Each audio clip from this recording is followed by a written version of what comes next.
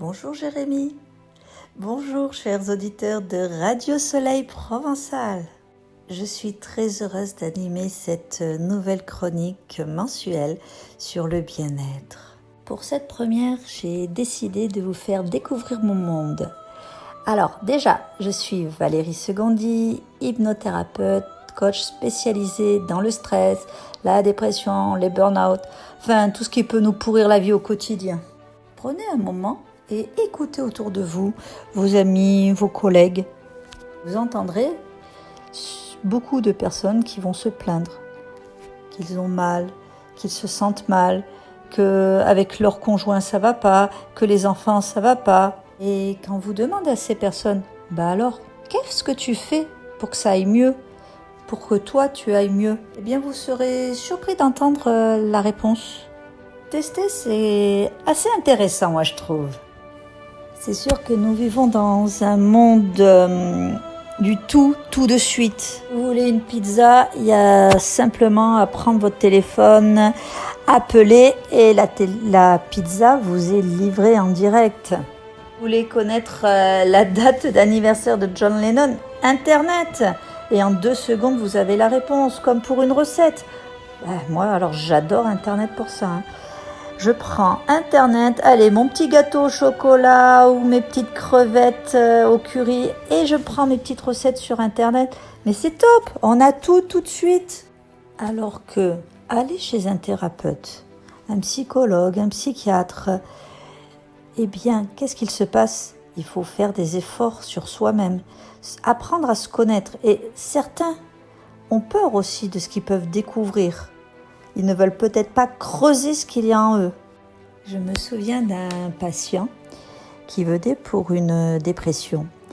Et donc, il me raconte, mais je voyais bien qu'il ne rentrait pas dans les détails. C'était vraiment une couche, les premières couches. Vous savez, comme les oignons, là, les petites couches, on enlève la peau. On n'était vraiment qu'à la superficie. Et quand j'essayais de reprendre pour enlever la couche complémentaire pour pouvoir enfin aller au nœud du problème, eh bien, il trouvait d'autres parades pour aller à droite, à gauche, parce que c'était une peur inconsciente de se dire qu'est-ce que je vais trouver, une peur inconsciente aussi du changement. Si je change, est-ce qu'on va encore m'aimer? Est-ce que je vais être toujours la même personne? Et c'est normal, c'est humain.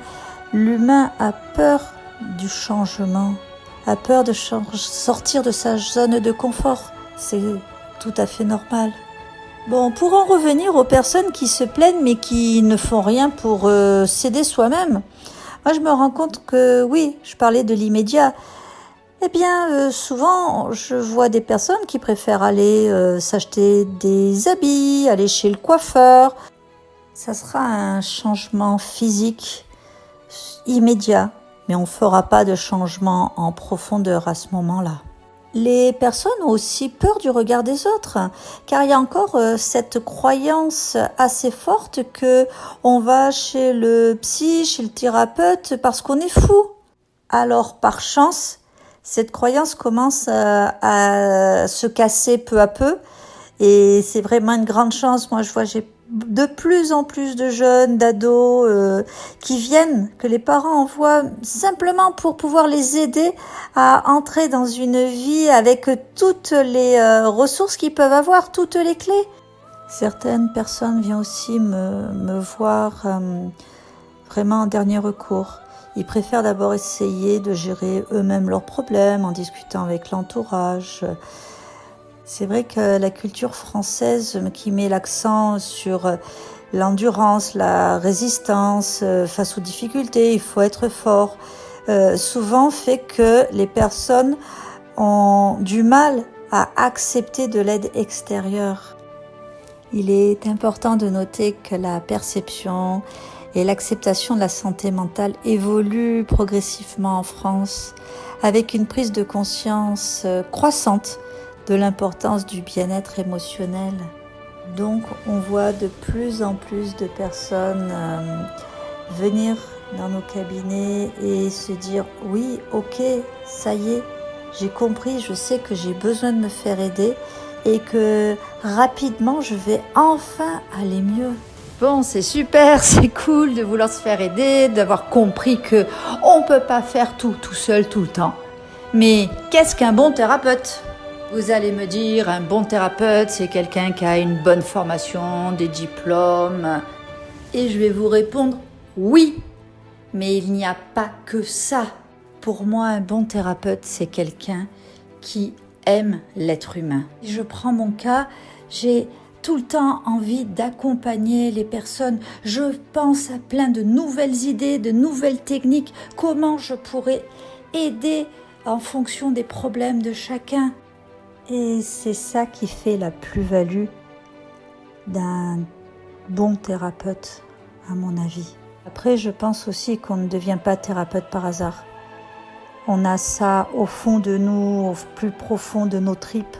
Ce qu'il est aussi important de retenir, c'est que le bon thérapeute pour Sophie ne sera pas le bon thérapeute pour Antoine, parce qu'il y a le feeling, et ça c'est super important. Si vous vous sentez bien, si vous vous sentez en confiance, là ça fonctionnera. Le cas contraire, n'hésitez pas à changer, à aller voir quelqu'un d'autre. Surtout que les thérapeutes utilisent une variété d'outils et de techniques thérapeutiques différentes en fonction de leur approche, de leur formation. Donc il y a l'hypnose, il y a la PNL, il y a le MDR, il y a les psychiatres, il y a les psychologues, il y a les sexologues, l'art-thérapie, la sophrologie, bon, il y en a plein. Après, il faut aussi trouver les techniques qui vous conviennent. Récemment, on me demandait, mais pourquoi aller faire des séances chez un thérapeute alors que j'ai mes amis, j'ai des tutos sur internet, je peux aller faire du sport. Et à cela, j'ai répondu, oui, t'as tout ça. Si tu t'en sors, alors continue, c'est top. Mais par contre, si ça fait des mois, des années où tu tournes en rond, que tu es malheureux, pas bien dans ta peau, alors là, c'est le moment d'aller voir quelqu'un.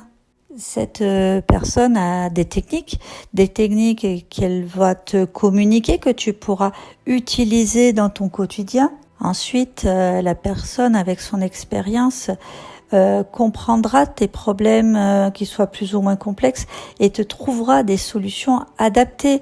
C'est une personne qui va t'accompagner pour que tu puisses trouver tes propres solutions aussi. Tu rentreras aussi dans un espace sûr, confidentiel, un endroit où tu seras écouté sans jugement.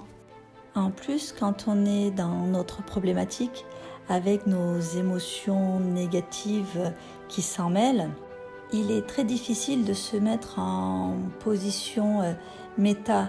La position méta, c'est comme si on se mettait en tant qu'observateur de notre scène. Et ça, le thérapeute, lui, qui n'a pas l'émotionnel, a cette position et peut t'aider à voir les choses sous un autre angle. Donc au final, aller voir quelqu'un, c'est pas obligé, parce que tu peux très bien t'en sortir seul, mais si tu vois que tu traînes, que ça fait trop longtemps que tu n'y arrives pas, c'est vraiment mon conseil, va voir quelqu'un et va voir quelqu'un en qui tu as confiance. J'arrive à la fin de cette première chronique et je voulais te dire que c'est ta chronique. Alors, si tu as des questions, si tu as des sujets que tu veux que j'aborde, eh bien, tu peux écrire sur le Facebook de Radio Soleil Provençal ou bien tu peux envoyer un email à radiosoleilprovençal@free.fr et Jérémy me passera les différents sujets. Bien entendu que j'évoquerai dans des prochaines chroniques avec grand plaisir. Je vous souhaite à tous une très bonne journée.